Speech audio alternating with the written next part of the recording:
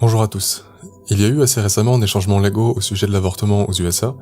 Alors, sans retirer ce droit, ces changements limitent plus qu'avant ce droit des femmes. Dans cette vidéo, il ne s'agira pas de débattre de la moralité de ce droit, mais plutôt de réagir aux réactions des féministes face à cette actualité.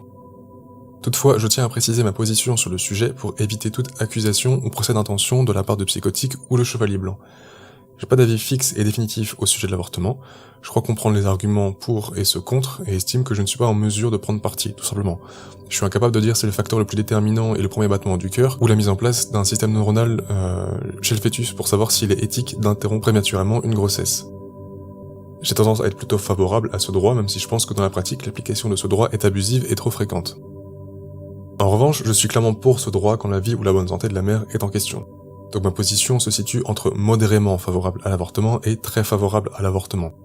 Donc voilà, ceci étant dit, rentrons dans le vif du sujet. La crainte des féministes est que l'avortement pourra être criminalisé plus facilement, notamment parce que le délai légal est écourté. Mais étant donné qu'une grossesse peut mettre du temps à être découverte, ça rendrait l'application de ce droit très restreint pour les femmes. Pour beaucoup de femmes, les menstruations ne sont pas toujours bien réglées par exemple, même à l'âge adulte. En outre, les tests de grossesse ne sont pas très fiables au tout début d'une grossesse, ce qui pourrait donc tromper la concernée. Donc les craintes formulées par les féministes me paraissent tout à fait pertinentes. En revanche, certaines autres remarques le sont quant à elles beaucoup moins, et c'est donc sur celles-ci que je vais m'attarder.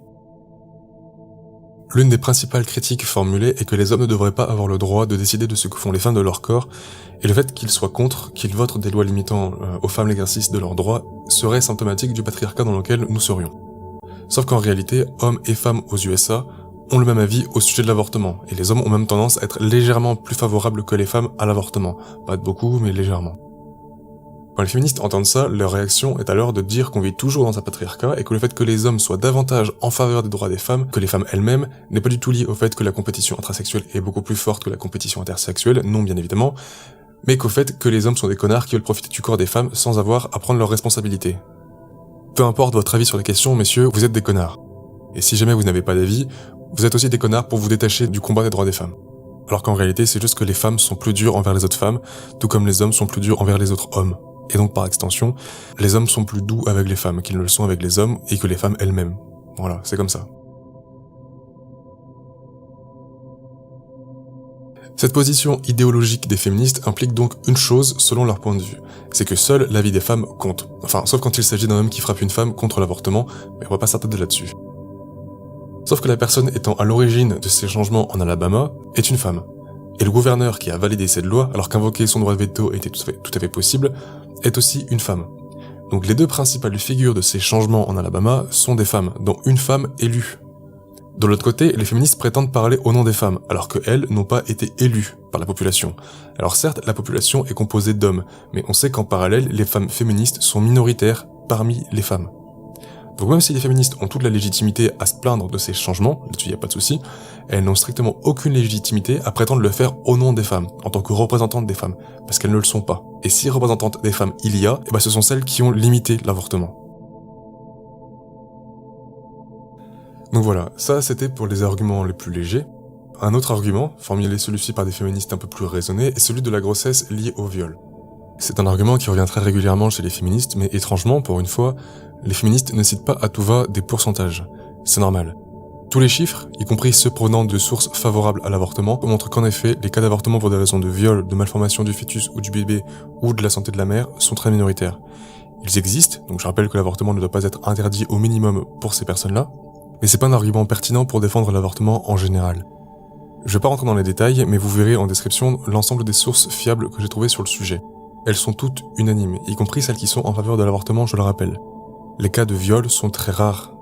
Les raisons les plus fréquentes sont économiques, familiales, mais surtout que les femmes qui avortent ne veulent pas interrompre leurs études ou leur carrière ou ne se sentent pas encore prêtes pour avoir un enfant et souhaitent donc reporter leur projet de maternité à plus tard. Et pour celles qui sont plus âgées, une des raisons les plus fréquemment citées, c'est qu'elles ont déjà assez d'enfants et elles n'en veulent plus d'autres, tout simplement. Ou qu'elles veulent se focaliser sur les enfants qu'elles ont déjà. Ces raisons sont citées dans entre 40 et 70% des cas. Relativement aux 1 200 000 avortements par an aux États-Unis, on estime que le nombre de grossesses liées à un viol se situe entre quelques milliers à 30-40 000 par an. Donc sur le 1 200 000 avortements, on estime un maximum de 40 000 grossesses liées à un viol. Ça peut paraître surprenant qu'il y ait autant de viols et d'avortements, mais si peu d'avortements liés à des viols. Mais bon, ça s'explique très bien. Premièrement, la raison évidente est que c'est rare qu'un viol débouche sur une grossesse. Et deuxièmement, moins intuitif je pense, c'est tout simplement que les femmes enceintes de leurs violeurs ne veulent pas toutes avorter. Je me suis demandé aussi si la faible part de viols était due simplement au fait que les femmes avaient honte de mentionner cette raison-là lors de leur avortement. En fait, c'est fort peu probable, et pour s'en rendre compte, je vous renvoie encore une fois aux sources en description, qui portent sur l'étude des raisons invoquées à travers le temps et les cultures. On voit qu'il n'y a aucune évolution de la part des viols avec le temps, chose qu'on devrait observer avec la libération progressive de la parole des femmes à ce sujet depuis des décennies. Par ailleurs, quand on s'intéresse aux études interculturelles, on se rend compte qu'il y a un certain stigma au fait d'avorter. Et donc invoquer un viol permet plus facilement de justifier l'avortement, de le rendre légitime aux yeux de la communauté. Donc pour ces deux raisons, il est fort peu probable que le nombre d'avortements liés à un viol soit sous-estimé. Aussi, parmi les raisons de l'avortement, le conjoint est souvent mentionné. Cette raison est citée à hauteur de 30 à 50% environ.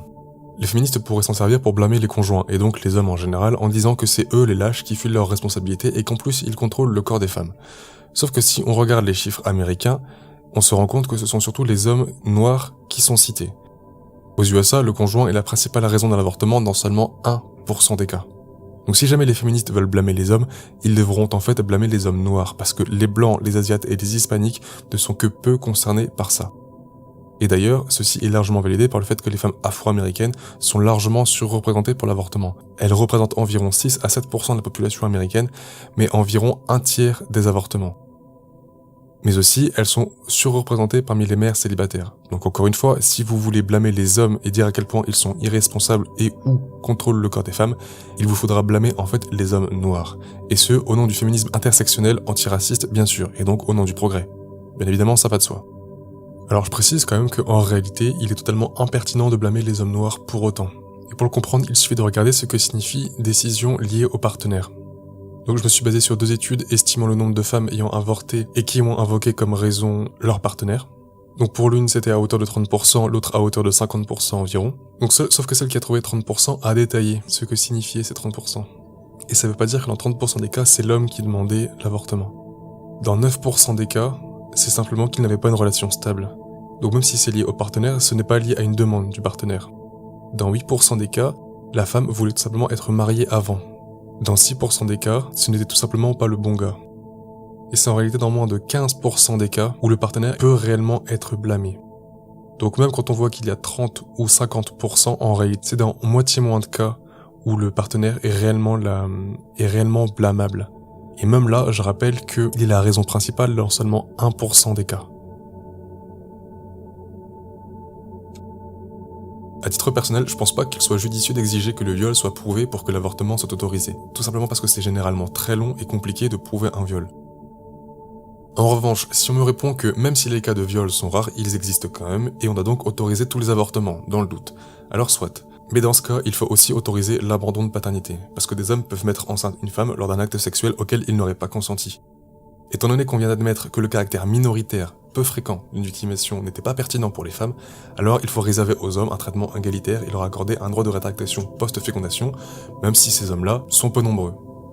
Et par ailleurs, comme je l'ai déjà dit dans une autre vidéo, les hommes sont en fait violés à peu près aussi souvent que les femmes, pour peu qu'on prenne en compte les cas des viols dits forcés à pénétrer. Et à la rigueur, même si on ne considère pas que ces actes sont des viols, ça ne change rien. Ce sont des grossesses qui ne sont pas désirées par l'homme et il n'avait pas consenti à l'acte sexuel. Donc on est dans la même situation que les femmes qui auraient été enceintes suite à un viol.